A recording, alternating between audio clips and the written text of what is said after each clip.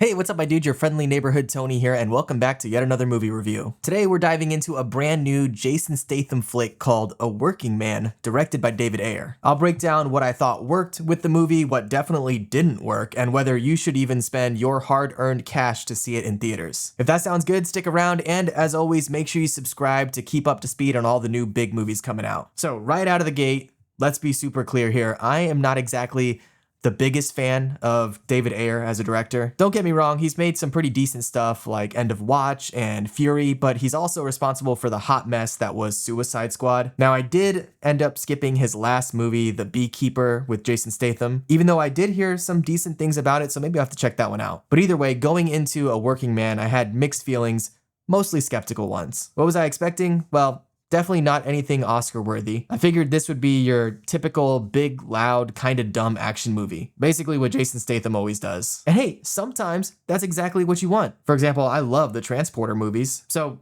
I watched this one, and honestly, my initial reaction was, yeah, that's exactly what I thought it was gonna be. It's Jason Statham doing Jason Statham things, punching guys, shooting guns, looking tough. And don't get me wrong, I'm here for that sometimes. The movie starts off with a pretty exciting little action sequence right away, and you're thinking, cool, they're gonna keep this energy going the whole time. But no, right after that first sequence, everything slows way down for a while. We get a ton of exposition, lots of backstory, lots of characters being introduced, and I found myself just sitting there waiting and waiting and waiting for anything to happen. Now, eventually the action does kick back in, and when it does, it's nonstop. Like, literally, the second half of the movie is just one big fight scene after another. And that's fun, I guess, if that's what you're here for. But even the action had some serious issues. On paper, Jason Statham kicking ass for 90 minutes to 2 hours sounds perfect, right? But in reality, it's a little bit more complicated. He still got it, there's no doubt about that, but just the way that the action is filmed, it was kind of weird. Now, Jason Statham is, I believe, 57 years old now, and obviously he's not gonna be doing all those kicks and flips and all that stuff that he was doing 20 years ago. I totally get that.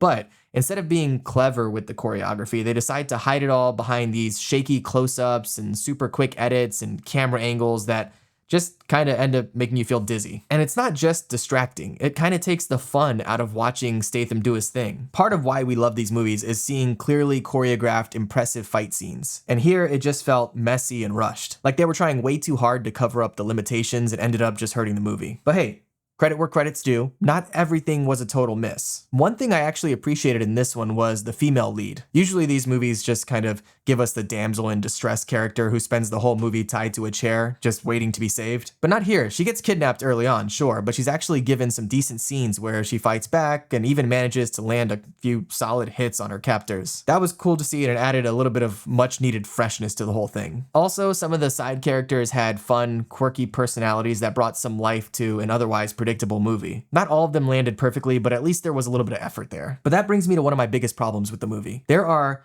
just way too many side characters. I'm talking like multiple villain groups, each with their own henchmen, motivations, and subplots. And when you dilute kind of the villain group in that way, you eventually just kind of stop caring about them as individuals. Another big issue was the movie's visual style, which I didn't expect to be an issue in a movie like this. You see, the movie's supposed to take place in Chicago, and Jason Statham's character is just your average construction worker. But the sets and the visuals are just kind of bizarrely over the top. His apartment looks like something straight out of a Batman comic, and the moon at this nighttime scene that takes up most of the second half looks like something out of a Tim Burton movie. Everything was just weirdly stylized, and it kind of pulled me out of the experience. And I can't forget the dialogue. Some of the one-liners were genuinely painful. I laughed out loud at multiple scenes and lines that you definitely weren't supposed to be laughing at. And you know it's bad when your action star is delivering threats that feel more like cheesy dad jokes. Then there's the pacing, which I touched on briefly before. The original setup of the story just feels dragged out, and when the action finally does hit, it feels rushed and chaotic. It never really settles into a comfortable rhythm, and that makes the movie feel longer than it is. And importantly, you never really feel connected to any of the characters. When you watch a great action movie, you really worry about the main hero. You get invested in their stakes. And here,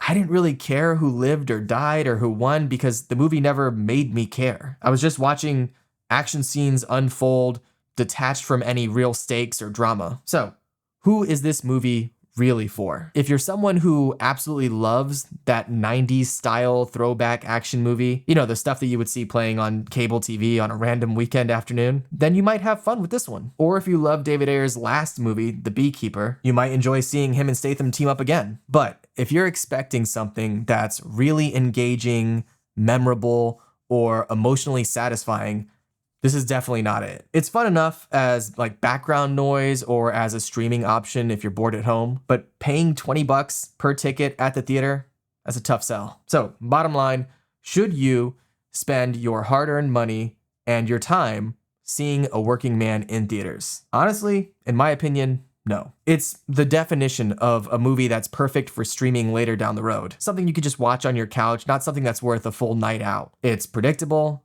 formulaic, and at the end of the day, kind of forgettable. Not awful, but far from great. All right, that's my honest take on A Working Man, but now it's your turn. Have you seen it yet, or are you planning on checking it out this weekend? Let me know down in the comments. And hey, if you appreciated this review, do me a solid and give this video a thumbs up. It helps out a ton. All right, my dude, I'll catch you in the next one.